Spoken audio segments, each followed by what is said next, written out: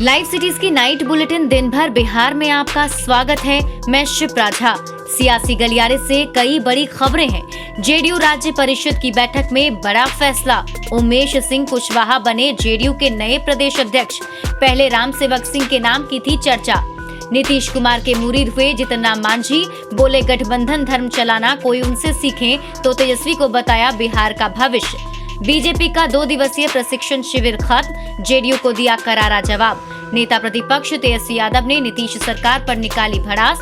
उधर राजद सांसद ने कर दी नीतीश कुमार की तारीफ। कल बिहार आएंगे कांग्रेस के नए प्रभारी। खबरों में आगे है, कहां हुआ पुलिस हिरासत में युवक की मौत के बाद बवाल।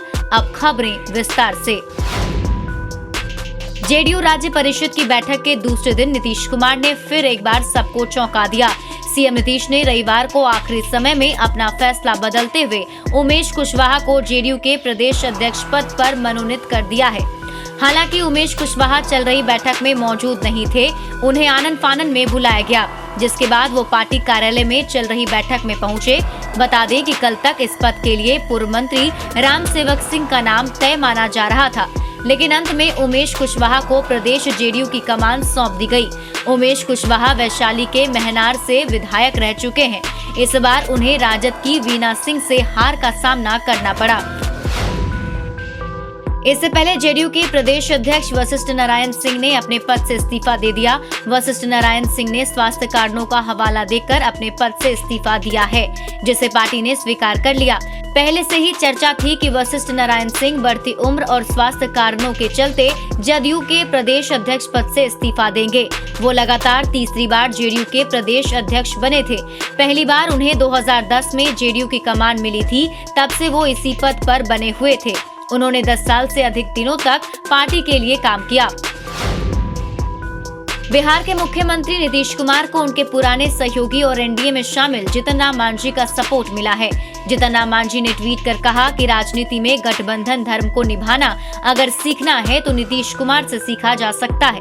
गठबंधन में शामिल दल के आंतरिक विरोध और साजिशों के बावजूद भी सहयोग करना नीतीश कुमार को राजनीतिक तौर पर और महान बनाता है।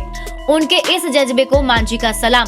इसके बाद एक अन्य ट्वीट में जीतन राम मांझी ने नेता प्रतिपक्ष तेजस्वी यादव को बिहार का भविष्य बताया है। साथ ही अनर्गल बातें नहीं करने की नसीहत भी दे दी। उधर राबड़ी आवास पर महागठबंधन की घटक दलों की बैठक हुई, जिसमें नेता प्रतिपक्ष तेजस्वी यादव के अलावे प्रदेश अध्यक्ष जगदानंद सिंह, कांग्रेस के मदन मोहन झा, माले के महबूब आलम समेत वाम दलों के नेता मौजूद रहे। बैठक में आगे की रणनीति पर चर्चा की गई। तेजस्वी यादव ने नीतीश सरकार पर हमला बोलते हुए कहा कि बिहार में हालात लगातार बिगड़ते जा रहे हैं। किसान मजदूर बनते जा रहे हैं, वहीं बेरोजगारी तेजी से बढ़ रही है। डिग्री लेने के बाद भी युवा बेरोजगार घूम रहे हैं। लोगों का पलायन भी बदस्तूर जारी है। इसे लेकर 30 जनवरी को मानव श्रृंखला बनाएंगे, जो पंचायत स्तर पर होगी। बिहार विधानमंडल के बजट सत्र का महागठबंधन बहिष्कार करेगा। तेजस्वी यादव ने कहा कि बजट सत्र को अगर छोटा किया गया तो महागठबंधन इसका बहिष्कार करेगा। वहीं मुख्यमंत्री और डिप्टी सीएम के आवास का घेराव करेंगे। बिहार के लोग परेशान हैं, बेबस हैं, उनके सवालों को उठाना है। छोटे से सत्र में नहीं हो सकता, इसलिए सत्र को परंपरागत तरीके से चलाना चाहिए। इसके लिए वो सड़क से लेकर सदन तक प्रदर्शन करेंगे। उन्होंने विधानसभा अध्यक्ष से मांग की कि सभी दलों की बैठक बुलाएं। वहीं कोरोना वैक्सीन को लेकर भी सरकार पर तंज कसा। उधर राजद सांसद एडी सिंह ने नीतीश कुमार के कामों की तारीफ की। उन्होंने कहा कि बिहार में अभी कोई चुनाव नहीं होने वाला है। नीतीश कुमार के पास बहुमत है, वहीं जेडीयू और बीजेपी का गठबंधन मजबूत है। ये सरकार पूरे 5 साल चलेगी। मंत्रिमंडल विस्तार पर उन्होंने कहा कि नीतीश कुमार को बड़े भाई का फर्ज निभाना चाहिए और संख्या के हिसाब से मंत्रिमंडल में जगह मिलनी चाहिए। एडी सिंह ने नीतीश कुमार को नसीहत देते हुए कहा कि उन्हें शराबबंदी पर ज्यादा ध्यान देने के बजाय कोसी त्रासदी पर काम करना चाहिए। अगर 16 सालों में कोसी इलाके में बाढ़ से होने वाली तबाही पर ध्यान दिए होते तो ये समस्या कब की खत्म हो गई होती। इसलिए उन्हें इस मसले पर नेपाल सरकार से बात करनी चाहिए। नालंदा के राजगीर में आयोजित बिहार बीजेपी के 2 दिवसीय प्रशिक्षण शिविर का समापन हो गया।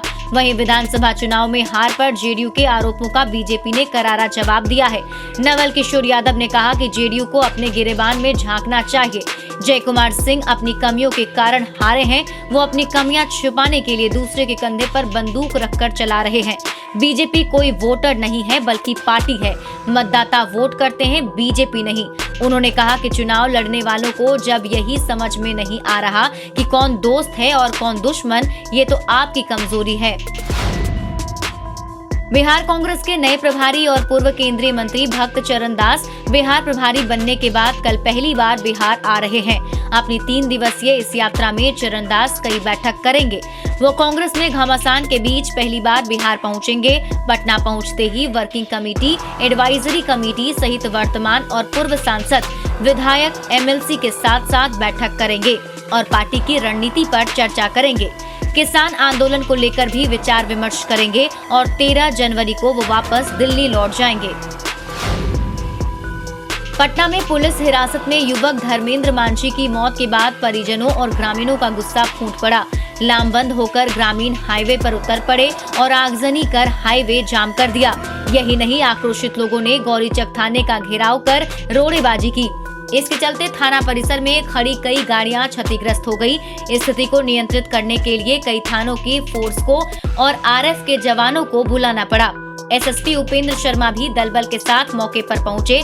परिजनों का आरोप है कि पुलिस की पिटाई से धर्मेंद्र मांझी की मौत हुई है।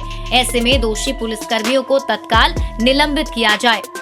ज्यादा अपडेट के लिए आप जुड़े रहिए लाइव सिटीज के साथ। और अभी तक अगर आपने हमारा यूट्यूब चैनल सब्सक्राइब नहीं किया है तो सब्सक्राइब कर लीजिए। ये वीडियो अगर आप फेसबुक पेज पर देख रहे हैं तो पेज को लाइक कीजिए।